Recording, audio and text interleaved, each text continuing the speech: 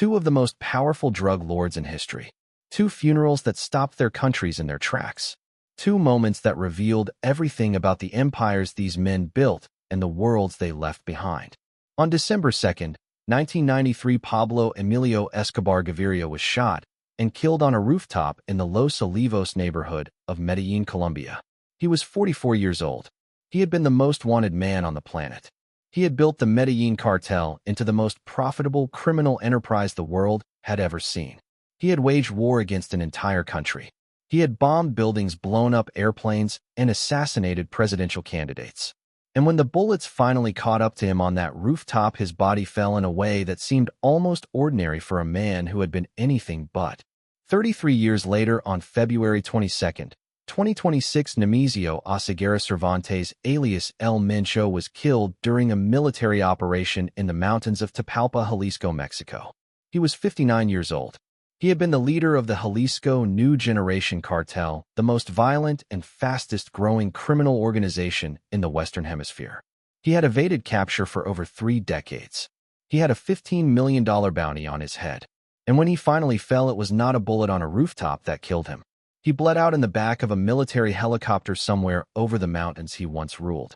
2 drug lords, 2 deaths, 2 funerals. And the way each man was buried tells you everything about who they were, what they built, and how the world of organized crime evolved between 1993 and 2026. Today we compare these 2 funerals side by side. Not just the ceremonies themselves, but what they represented. The power dynamics, the public reactions, the security operations, the symbolism, and the legacies that each funeral sealed into history.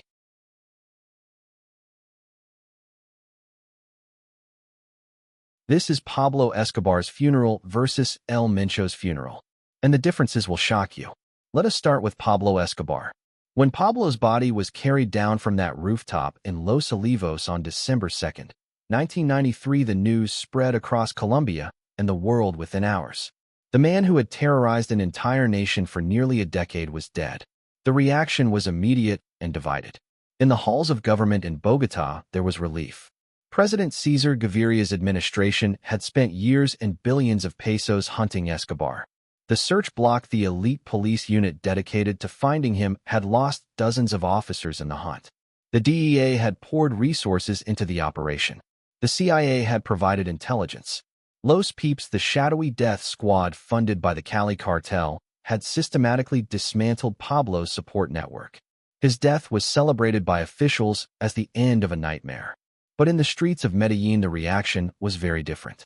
Pablo Escobar was not just a drug lord to the people of Medellin's poorest neighborhoods. He was a savior. He was the man who had built them houses when the government ignored them. He was the man who had given them jobs when there were none. He was the man who had funded soccer fields and schools and medical clinics. He was El Patron, the boss, the father of the poor. And he was dead. If you enjoyed this video, make sure to like and subscribe. Press the bell icon for more videos. The funeral of Pablo Escobar took place on December 4th, 1993, 2 days after his death. His body was taken to the Jardines Montesacro Cemetery in the Itagüí municipality on the southern outskirts of Medellin. But before the burial, something extraordinary happened. Something that the Colombian government had not anticipated and could not control. Thousands of people poured into the streets of Medellin to mourn Pablo Escobar. Not hundreds, thousands. Some estimates put the crowd at over 25,000 people. They came from the comunas, the hillside slums that overlooked the city. They came from Barrio Pablo Escobar, the housing development he had built for the poor. They came from neighborhoods across Medellin where Pablo's money had funded everything from food programs to Christmas gifts for children. They came because in their eyes a great man had died. The scenes were chaotic and emotional. Men and women wept openly in the streets. They chanted Pablo's name. They carried signs declaring their love for him. They pushed against police barricades trying to get closer to the funeral procession. Some threw themselves on the ground in grief. Others raised their fists in anger, directed not at Pablo, but at the government that had killed him. The coffin was simple. A wooden casket. Not gold. Not ornate. Just a plain wooden box carried through streets that were overflowing with mourners. Pablo's family was present. His wife Maria Victoria and Al. His children Juan Pablo and Manuela. His mother Hermilda, who was inconsolable. His brothers and sisters. They walked behind the coffin surrounded by a sea of humanity that the police struggled to control. The security presence was significant, but it was overwhelmed by the sheer number of mourners. Police officers lined the route, but they were vastly outnumbered. There were no military helicopters overhead, no armored vehicles, no special forces. The Colombian government had killed Pablo, but they had not prepared for the public outpouring of grief that followed. At the cemetery, the crowd pressed against the gates. People climbed walls and trees to get a view of the burial. The ceremony was brief. A priest said a few words. The family mourned, and then the coffin was lowered into the ground. As it descended, the crowd erupted. Screams, sobs, chants of Pablo, Pablo, Pablo. It was not a funeral. It was a coronation in reverse. The king was dead, but his people refused to let him go. The funeral of Pablo Escobar was raw, uncontrolled, and deeply emotional. It was a spontaneous expression of grief from a community that genuinely loved the man who had given them more than their own government ever had. It was messy and chaotic and real, and it revealed something uncomfortable about Colombia, that a drug lord who had killed thousands of people, who had bombed buildings and blown up airplanes, was mourned by more people than most politicians would ever be. If you enjoyed this video, make sure to like and subscribe. Press the bell icon for more videos. Now let us talk about El Mencho's funeral, because the contrast could not be more stark. When El Mencho's body was confirmed dead on February 22, 2026, the reaction in Mexico was very different from what had happened in Colombia 33 years earlier. There were no crowds of mourners flooding the streets. There were no 25,000 people weeping and chanting his name. There were no spontaneous outpourings of public grief. Instead, there was fear. Within hours of El Mencho's death, the CJNG launched a wave of narco-bloqueos across multiple Mexican states. Cars were set on fire. Supermarkets were burned. Government buildings were attacked. Roads were blocked. Public transportation was shut down. The message was not one of mourning. It was one of intimidation. We are still here. We are still powerful. Do not mistake his death for our weakness. The funeral itself did not take place until several days later, after the body had been transported from Mexico City, where forensic identification was completed, back to the Guadalajara metropolitan area in Jalisco. The body arrived at a funeral home on Calle Gigantes in Zapopan, where private services were held for family members and close associates. The public was not invited. There were no crowds. There were no mourners lining the streets. There were no signs or chants or expressions of public love. The ceremony was private, closed, and heavily controlled. And then came the burial. The body was transported in a golden coffin, not a simple wooden casket like Pablo's. A golden coffin, polished, gleaming, ostentatious. It was carried in a convoy of dark vehicles through the streets of Zapopan toward the Jardín Recinto de la Paz Cemetery on Avenida Aviation and Avenida Santa Margarita. More than 100 floral arrangements accompanied the coffin, so many flowers that 3 separate cranes were needed to transport them from the funeral home to the cemetery. 3 cranes for flowers. At a drug lord's funeral, the security presence was extraordinary. Over 10 military patrols were stationed at the cemetery, including a special armored vehicle from the Mexican Army. National Guard officers stood at every corner. State police blocked surrounding streets. Helicopters circled overhead. Intelligence operatives monitored the proceedings from multiple positions. This was not a public event. This was a military operation disguised as a funeral. If you enjoyed this video, make sure to like and subscribe. Press the bell icon for more videos. The differences between these two funerals reveal everything about how the narco world evolved between 1993 and 2026. Let us break them down. First, the public reaction. Pablo Escobar was genuinely loved by thousands of people in Medellin. He had cultivated a Robin Hood image, spending millions on housing, schools, soccer fields, and direct cash distributions to the poor. When he died, the people he had helped mourned him openly and passionately. Their grief was real. El Mencho was feared, not loved. The CJNG did not build housing for the poor. They did not fund schools or soccer fields. They controlled communities through intimidation and violence. When El Mencho died, the public reaction was not grief. It was terror. People stayed indoors not because they were mourning, but because they were afraid of what the cartel might do next. Pablo bought love with money. El Mencho bought obedience with fear. And the funerals reflected that difference perfectly. Second, the coffin. Pablo was buried in a simple wooden casket. Despite his billions, despite his legendary wealth, the coffin was modest. This was partly practical. Pablo had been on the run when he died, and his family was not in a position to arrange an elaborate funeral. But it also reflected something about Pablo's relationship with the poor. He wanted to be seen as one of them. He wore jeans and polo shirts, not suits and gold chains. He lived lavishly in private, but in public, he projected an image of humility. The wooden coffin was consistent with that image. El Mencho's golden coffin was the opposite. It was a statement of wealth, power, and defiance. It said, "We have so much money that even our coffins are made of gold." It was not designed to connect with ordinary people. It was designed to impress and intimidate. It was a final display of the narco excess that defined the CGNG's culture. Third, the security. Pablo's funeral had minimal security. Police were present, but overwhelmed by the crowd. There were no military helicopters, no armored vehicles, no special forces. The government had killed Pablo, but they did not feel the need to deploy an army at his funeral.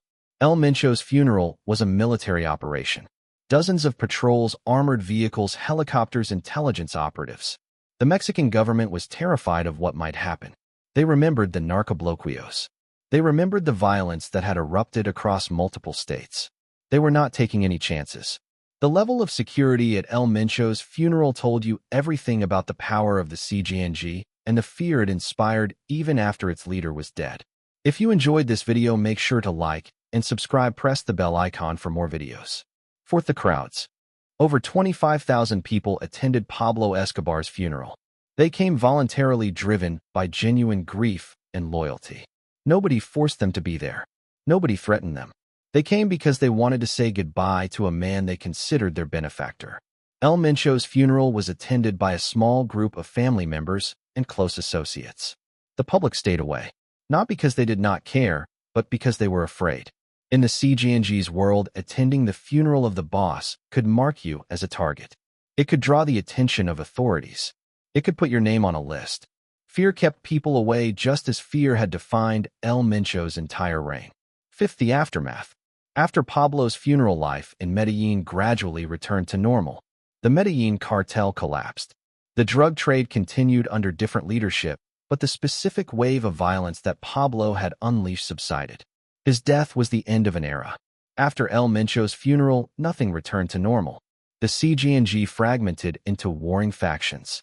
Violence surged across multiple states. Fentanyl production increased. The power vacuum triggered a level of chaos that exceeded anything Mexico had experienced in years. El Mencho's death was not the end of an era. It was the beginning of a new and potentially more dangerous chapter. Sixth, the legacy. Pablo Escobar's funeral cemented his status as a folk hero in Medellin. To this day, his grave is one of the most visited sites in the city. Tourists come from around the world to see where the king of cocaine is buried. His image appears on t-shirts, murals, and souvenirs. He is romanticized in television shows, movies, and music. Love him or hate him, Pablo Escobar is remembered. El Mencho's legacy is different. He will not be romanticized. He will not become a folk hero. There are no songs celebrating his generosity because there was no generosity. There are no neighborhoods named after him because he did not build neighborhoods. His legacy is one of pure violence and fear. The golden coffin will be remembered not as a tribute to a beloved leader, but as a symbol of the obscene wealth accumulated through the suffering of millions. 2 funerals, 2 drug lords, 2 eras of the narco world. Pablo was buried like a man of the people in a wooden box carried by a crowd that loved him. El Mencho was buried like an emperor in a golden coffin guarded by an army in a ceremony that nobody dared attend. Both men built empires worth billions. Both men commanded armies of loyal fighters. Both men terrorized nations. Both men were hunted by the most powerful law enforcement agencies on earth. And both men ended up in the same place, in the ground, because that is where every drug lord ends up eventually. No matter how much money they make, no matter how many people they kill, no matter how many governments they challenge, the ground does not care about golden coffins or simple wooden boxes. The ground treats kings and criminals the same. If you enjoyed this video, make sure to like and subscribe. Press the bell icon for more videos. The real difference between these 2 funerals is not about the coffins or the crowds or the security. It is about what each funeral tells us about the evolution of organized crime.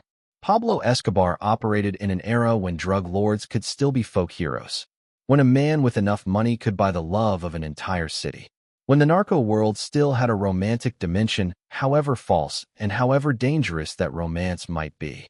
El Mencho operated in a different era, an era where the narco world had been stripped of all romance, an era where cartels ruled through pure terror, an era where the violence was so extreme, so systematic, and so indiscriminate that nobody could mistake these organizations for anything other than what they are: criminal enterprises built on suffering and death. Pablo's wooden coffin was carried by people who loved him. El Mencho's golden coffin was carried by people who feared what would happen if they did not carry it. And that tells you everything you need to know about how the narco world changed between 1993 and 2026. The funerals are over. The flowers have wilted. The crowds have gone home. The military patrols have withdrawn. But the drug trade continues. The violence continues. The money continues to flow. And somewhere in Mexico and Colombia, new leaders are rising. New empires are being built. New funerals are being planned. Because in the world of organized crime, the only thing that is certain is that every empire ends the same way, with a coffin and a hole in the ground. Subscribe for more stories about the hidden forces that shape our world.